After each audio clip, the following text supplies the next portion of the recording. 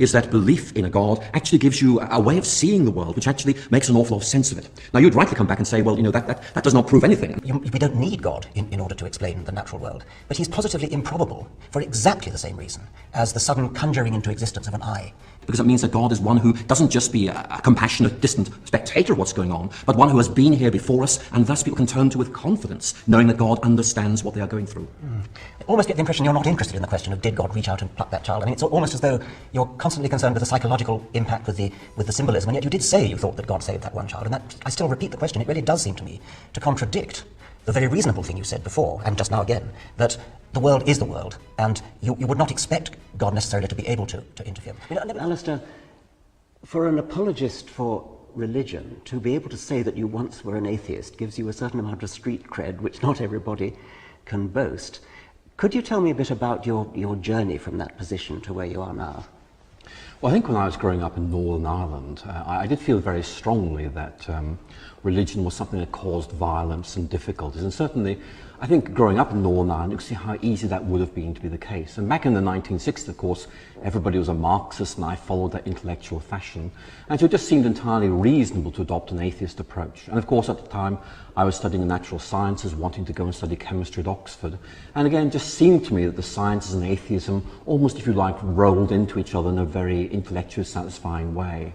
I think when I arrived at Oxford, I began to rethink things. I began to realize they weren't perhaps as straightforward as I thought. And certainly it was at that point that I really began to feel that Christianity offered a better way of seeing things and making sense of things than I'd imagined in the past.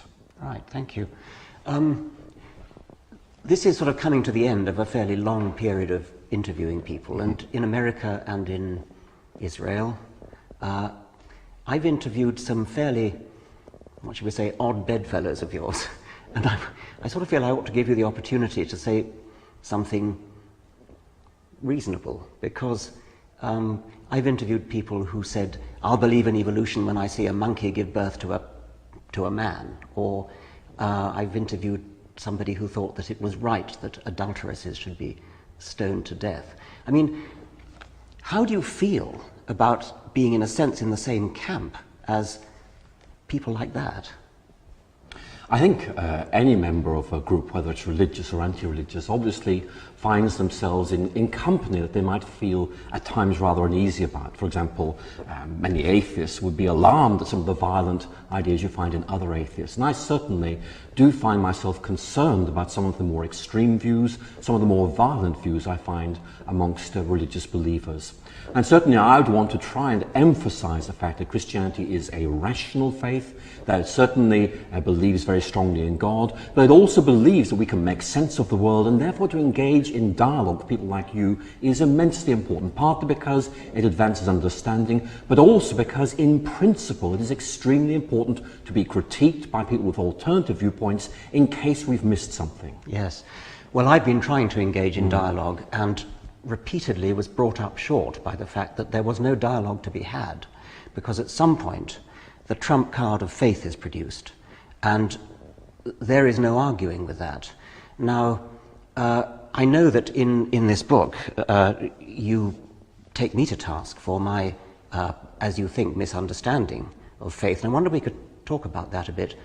I have said that faith is not based upon evidence, but is what you need when there isn't any evidence. And as soon as there's any evidence, then you don't need faith anymore. And you have possibly rightly criticized me for not taking sufficient account of the way Christians have actually defined faith.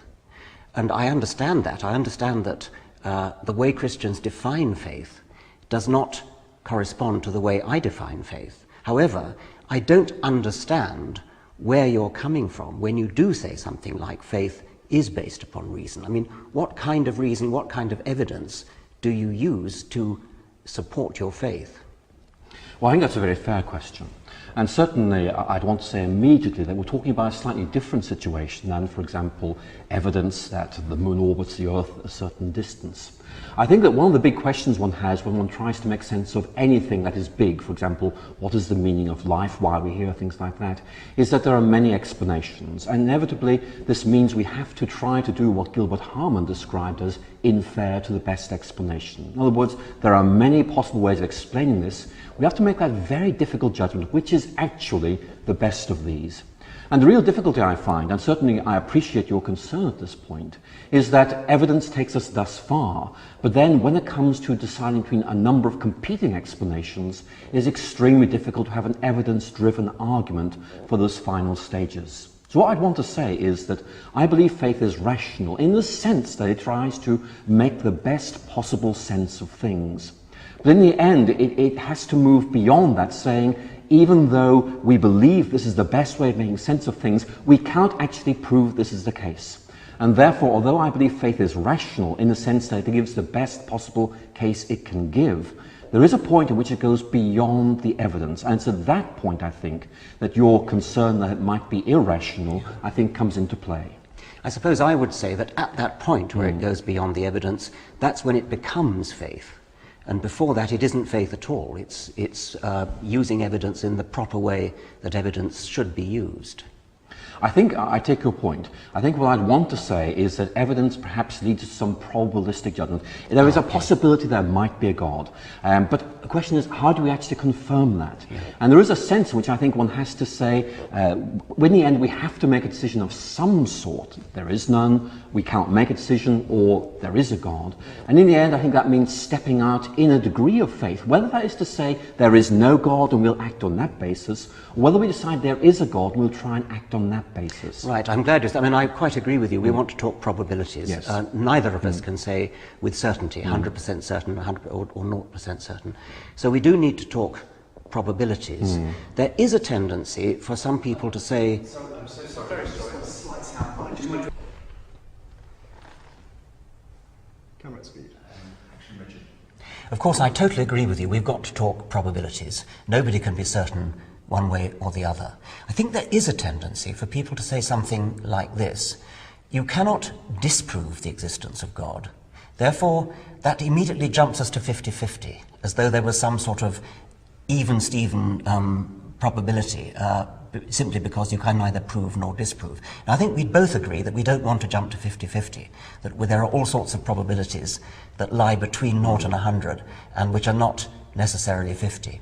Now, my attempt to get there is another thing that you've criticized quite strongly, and that is to say that there is an inherent improbability in living things, in the complexity of living things, the statistical improbability of living things. It's something, after all, that creationists from Paley down have played upon. And I want to say exactly the same thing of a designer of any kind, because it seems to me that any entity, any being capable of designing a universe, or an eye, or a knee, would have to be the kind of entity, I don't know in detail, of course, but would have to be the kind of entity which would be statistically improbable in the same kind of way as the eye is. You strongly object to that, apparently on the grounds that Christian theologians don't say that. And I accept maybe they don't. But my question is, why don't? The problem with religious faith is simple. It starts where evidence stops. Once someone admits their belief goes beyond proof, they have already exposed the weakness. Science does not need that move. Evolution is supported by genetics, fossils, natural selection, and lab evidence. The National Academies says natural selection is foundational to modern biology. Christianity asks people to leap past the evidence and call that wisdom. That is not knowledge. That is guessing with confidence. Well, I think there's some very good points being made here. I mean, certainly I wouldn't say that simply because there is a possibility there may be God and a possibility there may not be God. It's a 50-50 situation. I think that we are in a situation of when we can't actually prove something decisively either way, we do have to try and make a judgment to the best of our abilities and what the probabilities are. But I think we need to say that you can make a probable judgment cognitively. In other words, I think the evidence points this way, but existentially I feel I can commit myself to this. So I think there's a tension between the probabilistic side of things and being able to actually live a life as a response to that. But then you make a good point, which I think is that this therefore raises the question of the extreme improbability of God. And certainly you've made that point well in your writings. I think one of the responses I would want to make, though, would be this. Perhaps God is extremely improbable. I mean, it is very difficult to actually arrive at an agreement on what this might be. But in the end, I think the ultimate question is going to be improbable or probable. The real question is there a God? And I think that is one of the problems I find, that there is a limit to there's a limit to the position to which probabilistic arguments can take us. In that, in one sense, statistically, you and I are very improbable, and yet we're both here having this very interesting conversation.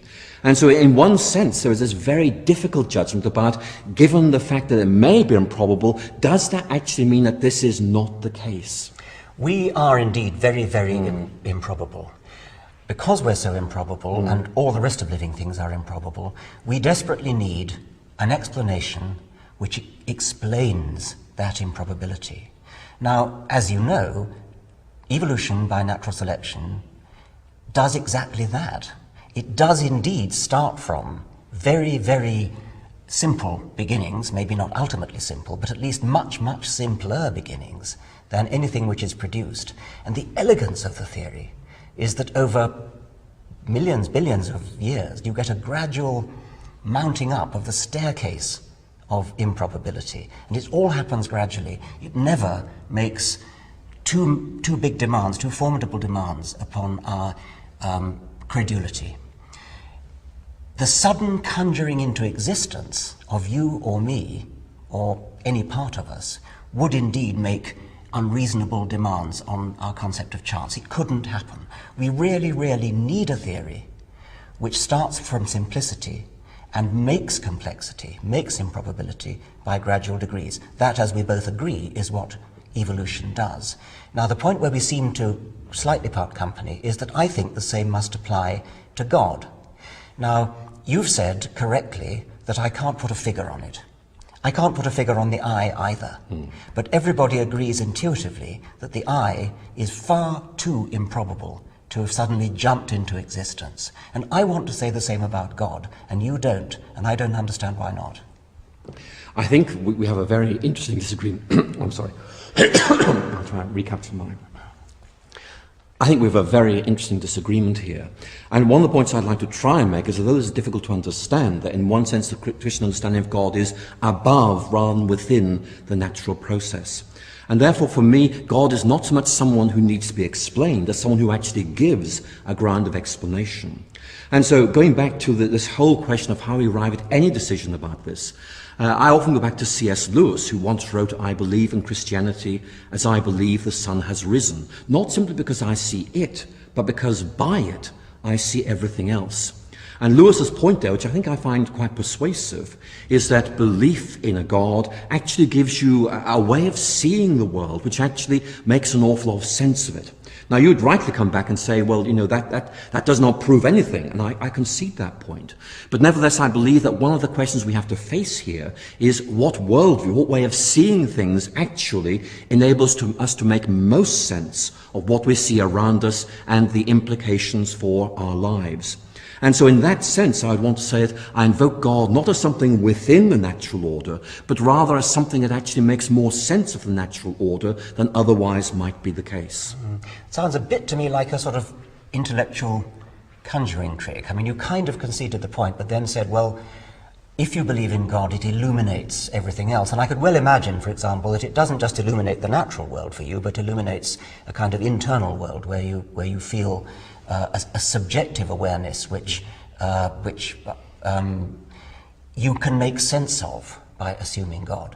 However, I think that's moderately weak, and it's even weaker when you're talking about the natural world, because you're still left with with my point that it's not just that we don't need God in order to explain the natural world, but he's positively improbable for exactly the same reason as the sudden conjuring into existence of an eye is improbable. So what I'm saying is that the argument of the creationists, and I know you're not one of them, but their argument actually backfires very badly, because the ultimately complex entity, and he has to be even more complex if he's going to do the rest of what you require him to do, which is to illuminate your path, illuminate your internal feelings, to say nothing of answering prayers and forgiving sins and all that kind of thing, plus making a universe. He's really got to be far, far more complicated than an eye, and therefore it's not just that we don't need him to explain the world because we've got evolution. He is improbable for exactly the same reason as the sudden jumping into existence of living complexity was improbable before we understood Darwinism. I mean, if you believed in a God who evolved, I'd be much happier. If you said, well, somewhere out in Alpha Centauri there's a superior form of life which is so immensely superior to us that we would call it God, and maybe it even seeded life here, and maybe it beams rays here to protect us and forgive our sins and all that sort of thing. I'd be much happier with that, because I could then say, well, the God actually evolved, and therefore we are no longer bereft of an explanation for his existence. But I don't think you do believe that. Well, I think you've made some very interesting points. And again, just going... Hold it there, I'm so sorry. Okay. Just a second. Camera speed. I think there's some very interesting points there. I think the first point I'd want to make simply is this. I mean, it's not as if I believe in God because I think he's a good explanation. It's that actually I believe in God for a number of reasons, and I find there's this explanatory bonus to us. In other words, that believing in God does give me a way of making sense of things, even though I don't actually think that's the primarily important thing about him. But then you make some very interesting points again about the complexity of God, about where God comes from and so on. And again, those are significant points which must be talked about. But one of the observations I've made is that in talking to natural scientists, I mean, if we look at the split between religious believers and those who don't believe, I mean, it's roughly 50-50, with obviously a number undecided. And so I think I would have to say I don't find the case for atheism compelling on the grounds of natural science at all.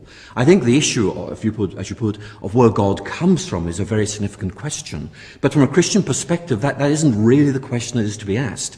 The idea is that God was there before everything, and in some way God makes things in some way. And as a result of that is the ground of explanation. But as a Christian, I don't need to invoke God to explain why this TV camera works, why things fall from the earth in certain ways. It's much more I understand God to have made a framework which actually is regular and can be understood. And therefore, actually, in one sense, we have this very interesting historical observation that in some way Christianity may have catalyzed the emergence of the natural sciences by stressing the regularity of the created order, and thus it's in fact it's so amenable to scientific investigation and scientific explanation. Religion tries to escape the problem by saying God does not need an explanation. That is special pleading. If complexity needs a designer, then a mind powerful enough to create a universe, answer prayers, forgive sins, and judge humanity would need an even bigger explanation. Evolution gives a real mechanism. Simple life changes gradually through mutation, inheritance, and natural selection. The National Academies says natural selection is foundational to biology. Christianity gives no mechanism. It simply inserts God and demands applause. That, of course, could be a historically valid point, and I don't know enough history to judge. When you say God didn't come into existence but was always there, I find that not really very helpful, because, suppose I go back to my problem of explaining the eye. It would be no kind of answer to say, oh, well, the eye was always there. It would still be something that requires explanation in the sense that anything statistically improbable does. So I don't think you could get away with it with an eye, and I don't really see why you can get away with it with God. I mean, I know that there are other theologians who have attempted to say to deny the proposition that God is complex at all. I mean, there have been some theologians have suggested that God is ultimately simple.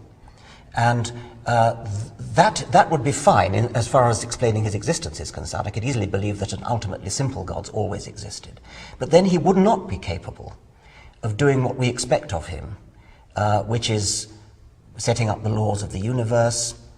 And as I said before, to say nothing of all the things like listening to prayers, which require a different order of complexity, but certainly can't be done by anything that's ultimately simple. Again, you've raised some very interesting questions. And again, you've highlighted some tensions inside Christian theology. And certainly the way of approaching things that I would want to adopt would be this: not to begin with a predetermined or preconceived idea of God. God must be simple or God must be complex, but rather to try and infer what God must be like on the basis of what God has done or in terms of what God has revealed himself to be. And thus, I think that the points you make actually might be driven to some extent by a preconceived idea of what God must be like. But I think that the whole issue of the emergence of time and so forth does raise some very, very difficult questions. I mean, a perfectly reasonable point we might discuss is where was the universe before it actually began? Because certainly I think the issue here is simply the capacity of the human mind to comprehend some extremely counterintuitive ideas. And I certainly have difficulties in relation to some of these in thinking about God, but I notice they are also there in standard physical accounts of how the universe actually came into being, which require us to think of a time when there was no universe, or indeed think of modern cosmological theories, think of the universe expanding into, well, something. It's a very, very difficult idea to grasp, but for that reason is not wrong. I agree with that, and I totally agree with you that there's deep, deep mystery at the base of the universe, and physicists know this as well as anybody. Questions like, what, if anything, was there before time began? Perhaps it's because I am a biologist who has been impressed through my whole career by the power of evolution, that the one thing I would not be happy about accepting in those deeply mysterious preconditions of the universe is anything complex. I could easily imagine something very hard to understand at the base of the universe, at the base of the laws of physics, and of course they are very hard to understand. But the one thing that seems to me clearly doesn't help is to postulate anything in the nature of a complicated intelligence. There are lots of things that would help, and physicists are working on them, and theories of everything and that kind of thing. But a theory which begins by postulating a deliberate conscious intelligence seems to me to have sold the pass right before you even start, because that's one of the things that science has so triumphantly explained. Science hasn't triumphantly explained yet the origin of the universe, but I have a very strong intuition, and I wish I could persuade you of it, that science is not going to be helped by invoking conscious, deliberate intelligence. Whatever else preceded the universe, whatever that might mean, it is not going to be the kind of thing which designs anything, let alone the kind of thing which dies for people's sins. I think one point I want to try and make here is that it is extremely difficult to extrapolate into the very distant past and actually work out what must have happened. I mean, certainly I understand the Darwinian paradigm and so forth. And yet in one sense, I think that religion is primarily concerned not so much with explanation of origins, but much more with the way things are now. How can we give an account of them? And above all, I think, how we should live, how we should think in the present. And I think that an appeal to how things came into being is actually a relatively small part of that. It may become significant for polemical reasons, but actually in terms of the constructive way in which religious people think about the world, really the primary emphasis is not so much on looking backwards as looking at things as they are right now and trying to say, what is the best way of making sense of these things? How should we live? What is a way of thinking, a way of acting that really gives us an understanding of the way things are, but also a reason to live, a reason to hope, a reason to die, and so forth? Yes, and of course we all want those things, and we all want to discuss morality, the right way to live.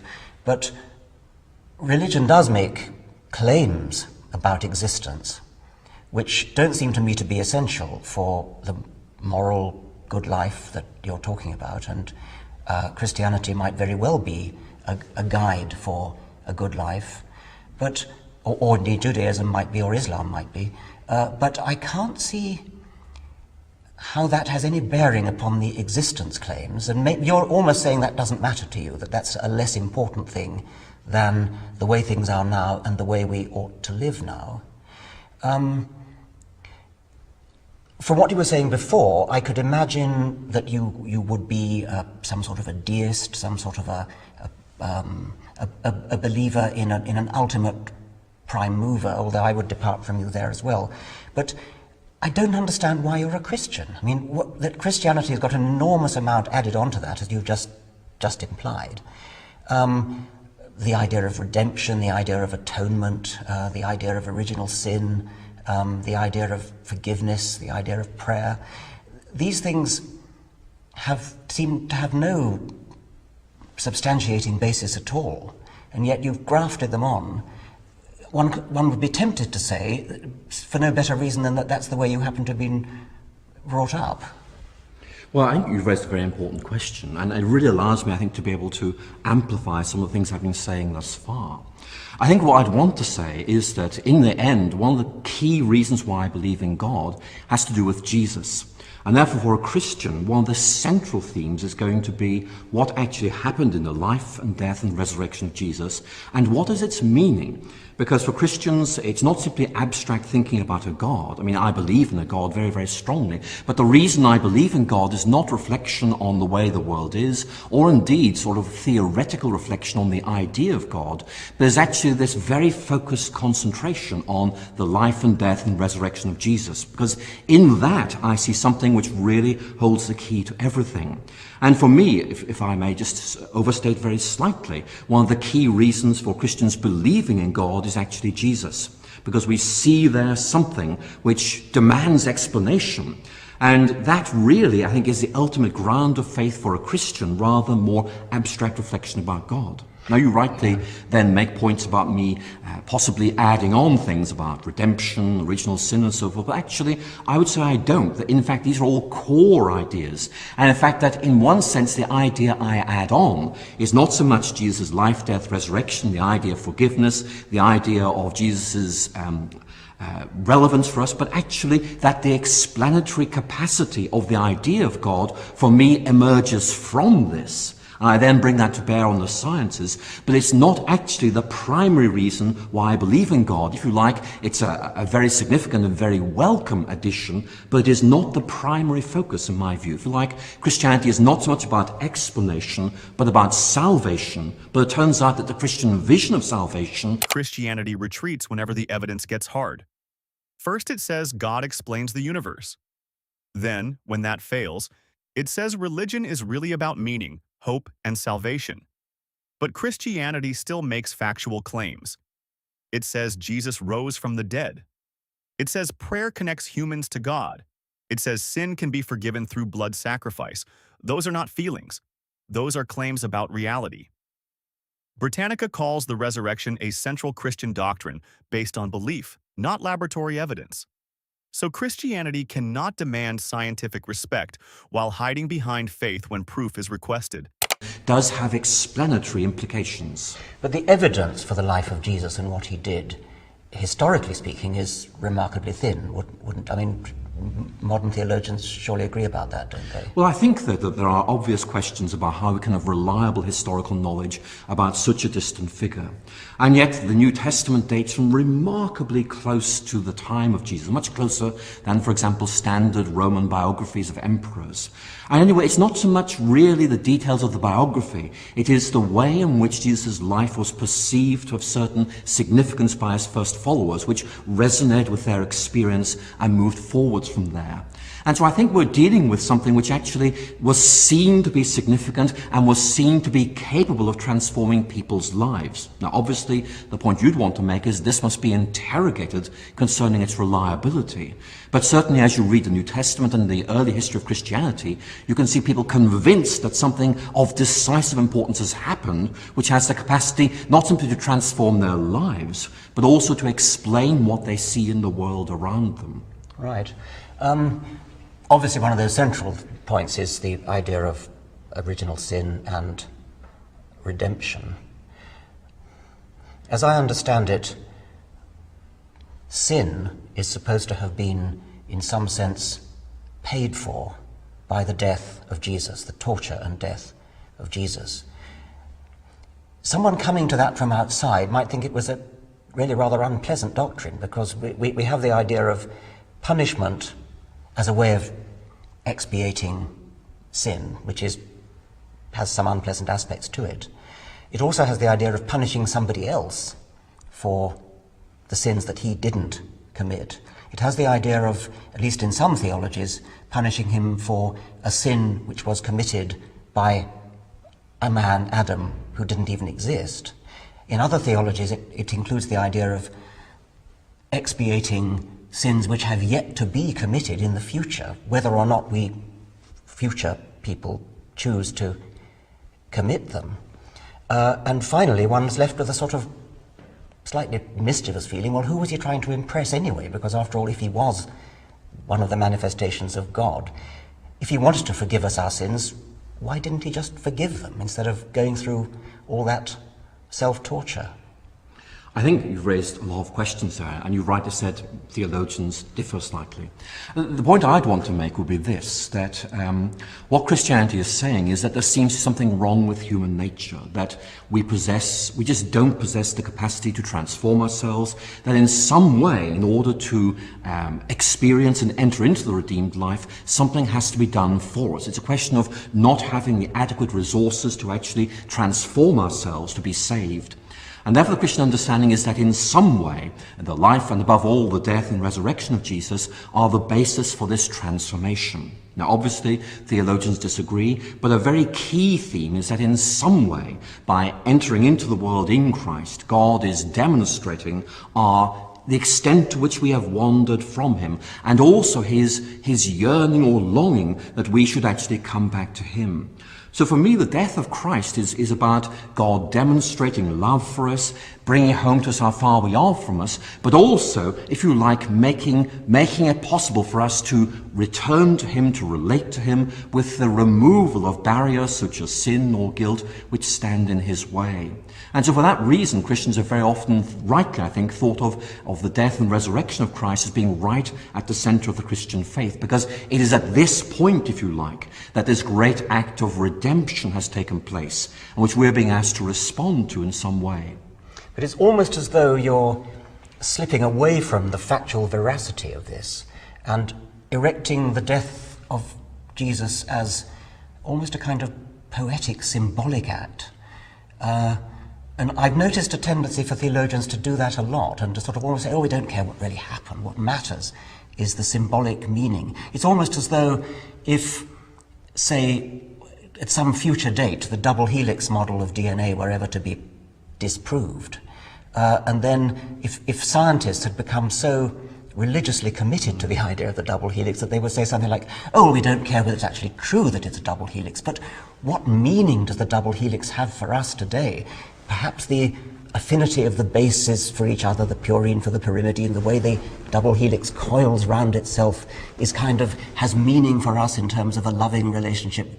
You get the point. I mean, doesn't it actually rather matter that this man was tortured and killed for somebody else's sins, when if he was God, he had the power simply to forgive them or perform some other symbolic act, rather than actually be crucified in this horrendous way? I think for Christians, the events you've described, the actualities, are immensely important. But I think every event actually needs to be interpreted. In other words, this has happened, was it significant? For example, Caesar crossing the Rubicon is actually more than just a general crossing a river. It is an act of declaration of war against Rome because of its significance. And therefore, what Christians have tried to do is to say there are these events, and here are their significance. So the event, if you like, is the death of Jesus on the cross. Its significance is the demonstration of God's love, the transformation of the human situation, the forgiveness of sins, and so forth.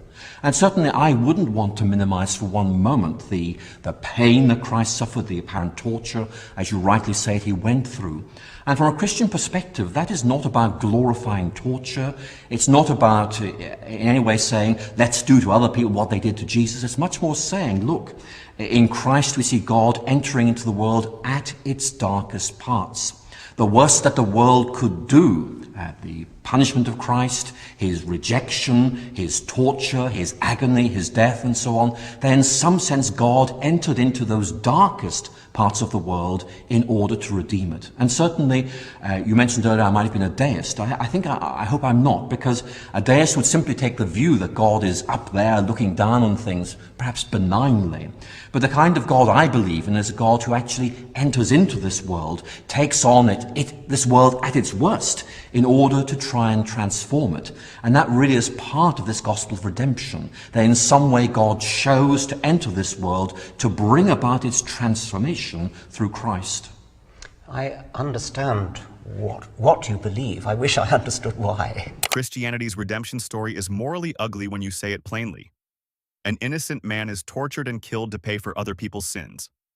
That is not justice. That is scapegoating. The Bible itself says, without the shedding of blood, there is no forgiveness, in Hebrews 9:22. Think about that. An all-powerful God supposedly needs blood before forgiveness can happen. If a human judge punished an innocent person for someone else's crime, we would call it corrupt. Christianity calls it salvation. You said you're not a deist, but a Christian. There are, of course, other ways of departing from being a deist. You could be a Jew, you could be a Muslim, you could be a Hindu. They're all different, and they differ in many of exactly the kinds of details that you feel so strongly about. How do you know that the particular faith in which you happen to have been brought up is the right one, rather than just the sort of abstract God of the physicists, which we were talking about earlier, which doesn't make all these additional claims? Why Christianity? Well, I certainly began as an atheist, and therefore when I began to be convinced of the truth of Christianity, it wasn't so much a question of, I've been brought up in this way. It's much more, this seemed to me to be the right way. I think part of it is the fact that Christianity offers an explanation not simply the way the world is, but also why there are alternative ways of looking at other religions. And certainly if we take someone like J.R.R. Tolkien, well known for his Lord of the Rings, his point is that we all tell stories to try and make sense of things. And all of these, if you like, are grasping after truth, and some of them realize some of it. But his point is there are shadows there amidst the light. And Tolkien's argument, which I personally find very helpful, is that Christianity offers the narrative, the way of looking at things, which actually in some way brings to fulfillment what we find in other faiths. And so I'd want to treat other faiths with the greatest of respect, but hold personally that what I see in them that is good is brought to fulfillment in Jesus Christ. For that reason, I'd want to dialogue with them, to learn from them, but above all to say that, in my view, these reach their fulfillment in the Christian revelation. Well, I hope they would want to dialogue with you. I know, it's a triumph of hope over experience. What about the problem of evil? What about the fact that there is so much suffering in the world? People say, obviously you'll think naively, and I haven't said it, but people will say things like, where was God in the tsunami? Where was God in the New Orleans hurricane, etc.? I think Christian theologians, in looking at natural disasters, suffering and so forth, have tended to take two approaches. One is to say, let's try and explain this. And that, I think, doesn't really get us very far, because we can't really make sense of these things. Maybe there's just the way things are. But the other approach they have used, I think, is much more important, is to say that we need to cope with suffering. That, in effect, the real issue is not so much how we make sense of this, but given that people are suffering, what may be said, what may be done to actually make that more bearable. And certainly the Christian view is that of a God who knows suffering at first hand, who's been here before us, who's experienced the worst that the world can throw at in the life and death of Jesus Christ.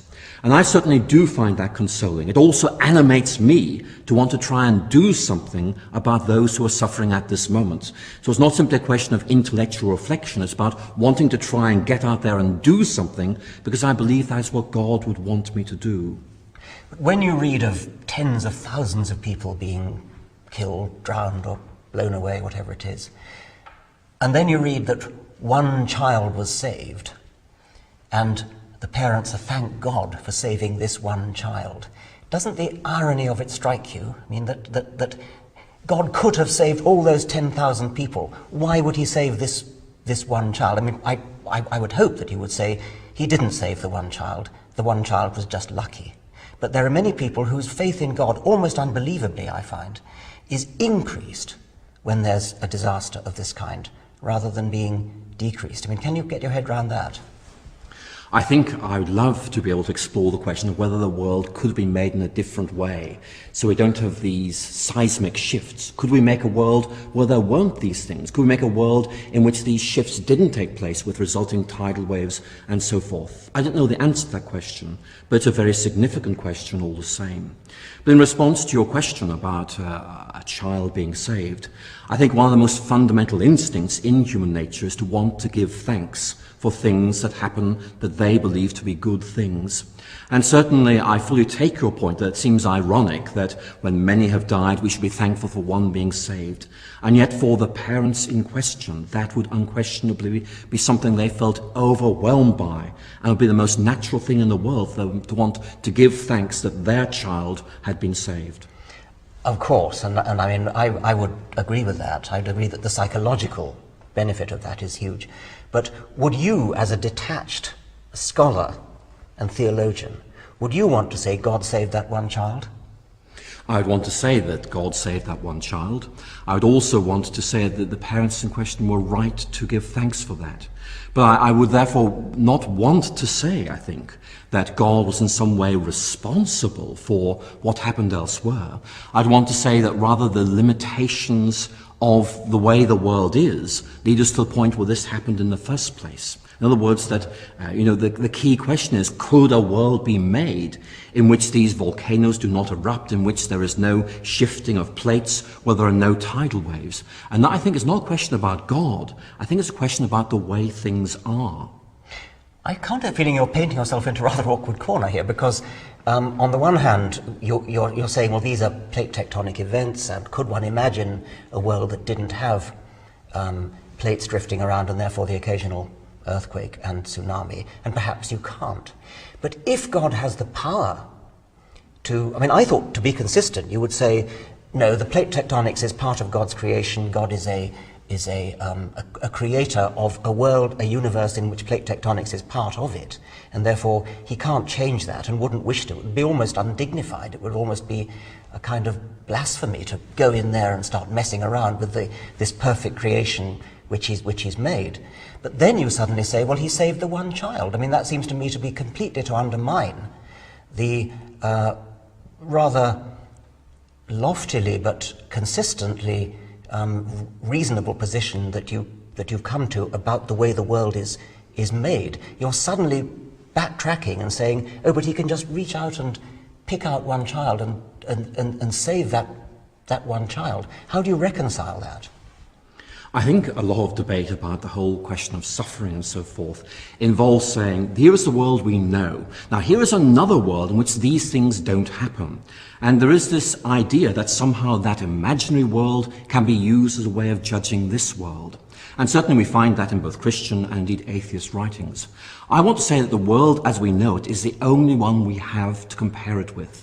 And therefore we might theoretically reflect on whether there could indeed be a better world where these things don't happen. But we have the way the world is. If there is a better world, I don't know what it is, and I don't necessarily believe there could be one, which is why I don't have any difficulty in accepting that God made the world as it is. But my key point is that when faced with suffering, we are dealing not with a God who stands up in distant isolation, who somehow just says, oh, that's just too bad, but a God who has entered into this world, who has experienced its pain, who knows what it is like to lose a son.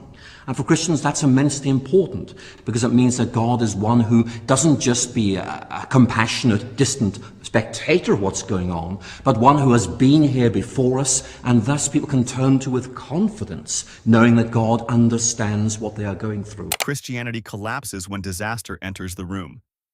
If an earthquake kills thousands, religion says we cannot understand God's ways. But if one child survives, suddenly God gets the credit. That is dishonest. The United States Geological Survey explains earthquakes through fault movement and plate tectonics, not divine choice. Tsunamis come from seafloor displacement, not God picking favorites. If God can reach in and save one person, then he could save all of them. Calling one rescue a miracle while ignoring the dead is not faith.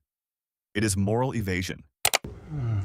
I almost get the impression you're not interested in the question of did God reach out and pluck that child. I mean, it's almost as though you're constantly concerned with the psychological impact, with the symbolism, and yet you did say you thought that God saved that one child, and that, I still repeat the question, it really does seem to me to contradict the very reasonable thing you said before, and just now again, that the world is the world, and you would not expect God necessarily to be able to interfere with it. I mean, let me put another example. At the time of the 9/11 atrocities, one of the planes didn't make it to its target and crashed into a field, and it later emerged that some of the passengers had probably been wrestling with the crew, and that's why the thing. The wife of one of those men, they learned about it on mobile phones, said that she felt that her husband, who had been wrestling with the hijackers, was God's instrument in stopping the plane crashing into whatever its target was. Might have been the White House.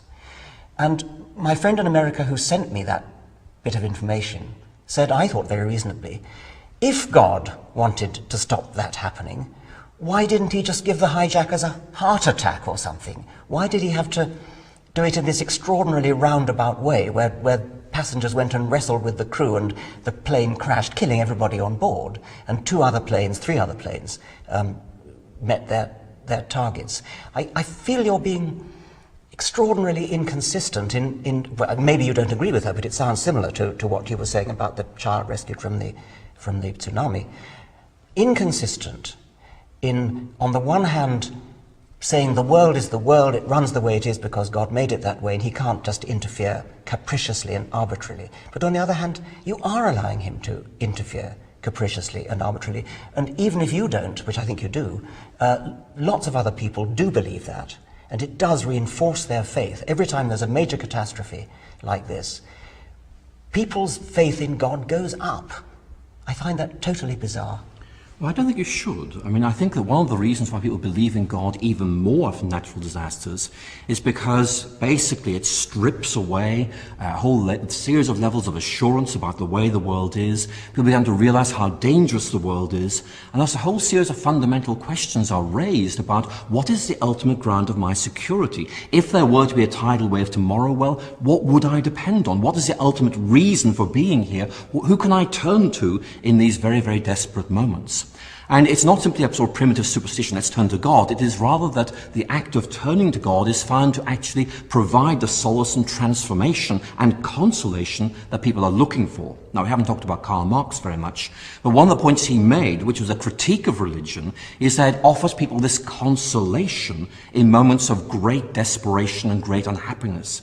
And that, I think, is an extremely important point here, that actually this changes people's lives. Now, you're right in making the point there are some theoretical difficulties here. I agree with that. But I'm noticing in particular the much greater truth that religion is able to meet people where they are and actually deal with those concerns that really meet them. Now, going back to your earlier point about, for example, the 9/11 thing, one of the standard Christian ideas is that God doesn't do things directly himself, he tends to delegate to others. And certainly one of the leading themes of Christian spirituality is, what should I be doing to serve God? What is it he wants me to do? And therefore, I personally wouldn't have difficulty in understanding what those passengers on that plane were doing. I mean, what they were saying, in effect, is, if I wrestle these people to the ground and this plane crashes and I die too, well, I believe a greater good will come out of it, because if this thing crashes where they want it to crash, so much more damage is going to be done. And so I think that there is this issue of simply wrestling with this question, what is it that God wants me to do? And in that case, I think these people clearly felt this was the right thing to do and believed they had done the right thing. I'm sure they did, and I'm sure it was the right thing to do. I have no problem with that at all. The problem I have is with the man's wife saying that he was the instrument of God. If he was the instrument of God, why didn't God just tweak the steering wheel of the plane or do something else that in his omnipotence he presumably could do? It's one thing to say this man was a courageous man who decided the best thing to do was to wrestle the hijackers, even if it meant crashing, which of course it did. That is entirely understandable. That's a rational calculation. It's a calculation I like to think I might have done myself. But the calculation that says he was the instrument of God, whereas God, you might think, would have used a much more humane instrument if he was capable of doing it. I mean, what it looks like to me is that the world is precisely the way it would look if there were no guiding spirit, no God, nothing controlling it. Bad things happen, good things happen, and there's nothing we can say to explain why bad luck happens to some people rather than others. It just happens that way. That's the way the world looks like to me, and I understand the consolation point you're making. Of course people can get consolation from it. What I don't understand is how a sophisticated, rational, thinking man like you can buy that stuff. Well, I think I buy that stuff, to use your language, because I believe it to be right. And I believe it to be right partly because of rational reflection on the way the world is, which incidentally leads us to no firm conclusions. I think that one of the real difficulties is those of us who are atheists and those who are Christians and those who are others actually have looked at the world and probably reflected on it for a very long time, but actually have come to different conclusions. And in many ways what I am saying simply is that I believe the Christian way of looking at the world does make sense of most things, even though there are obviously gaps in our understanding. But going back to the point you made earlier, I mean, why didn't God just take the steering wheel, whatever you call it, an aeroplane, and change things? Well, that has been a constant issue down the ages, as you will know. And Christians understand God to have made the world in a certain way that has, if you like, a framework, but actually does not directly intervene. And of course, the classic example of this is the crucifixion. You know, people were screaming at Jesus, if there is a God, well, why didn't he just take you away from there? Why didn't you get down from there? And of course, that really reminds us that we're dealing with a God here who does not intervene directly in the world as we might hope. Certainly, there may be occasions when that happens, but the predominant pattern is that of us having to get on with things, being encouraged by, nourished by what we know God wants us to do, what God has done in Christ. But there's no quick fix of God just intervening rather like some kind of nanny and stopping us doing things. One of the things we have to learn is that this world is a dangerous place, and we learn the most difficult lessons through the hardest way, which is by being exposed to them. And certainly, if you look at writers like Voltaire, they will say, well, maybe there is a God who could take all these things away and we live in a sort of rather pampered way where nothing ever happens to us, but that actually isn't really living. I understand every word of what you've just said, and I respect it totally. What I'm worried about is the inconsistency of what you've just said with what you said when I asked you whether God saved that child, because it seemed to me that by answering yes to that question, you precisely were admitting that God does intervene as a nanny from time to time. He chooses to sometimes and he doesn't choose to other times. Why don't you just say he doesn't intervene at all? Then I would understand exactly what you're saying, but you seem to me to be inconsistent and sort of jumping about in your answers. Sometimes you say that God doesn't intervene, and you make a very eloquent case for why it would be a rather undignified sort of thing to do as a God. On the other hand, you say he does intervene when he rescues one child from an earthquake. I've been over this ground. Do you want to I think we've covered this to some extent. Well, have you? Because just wondering.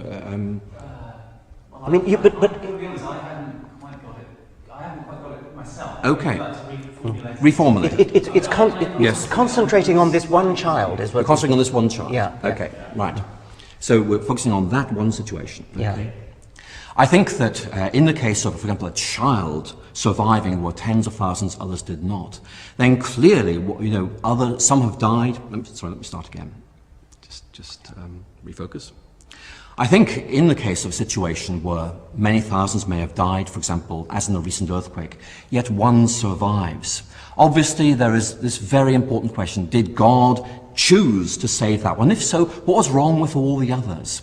And I think that the natural Christian instinct, which I believe to be correct here, is indeed to speak of God saving that child, not because God wanted any others to perish, but because God, as it were, chose to save that one.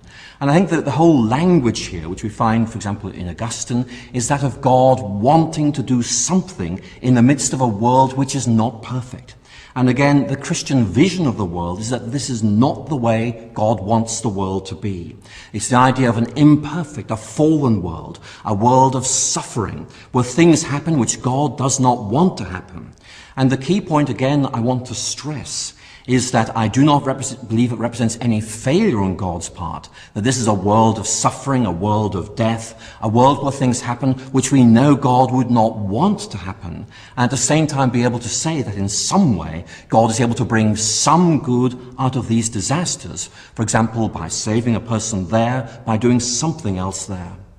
Christianity wants it both ways. When people suffer, God is mysterious. When one person survives, God is suddenly active. That logic breaks down fast. The National Park Service says Flight 93 was stopped because the passengers and crew fought back, not because a divine hand moved the plane. The United States Geological Survey explains earthquakes and tsunamis through natural forces, not heavenly choices. Religion takes human courage, luck, and tragedy, then gives God the credit. That is not proof. That is emotional storytelling built on contradiction. So here's the question. When disaster strikes, does religion actually explain anything? Or does it only give people a story to cope with pain? Comment your thoughts below. Like, subscribe, and follow for more.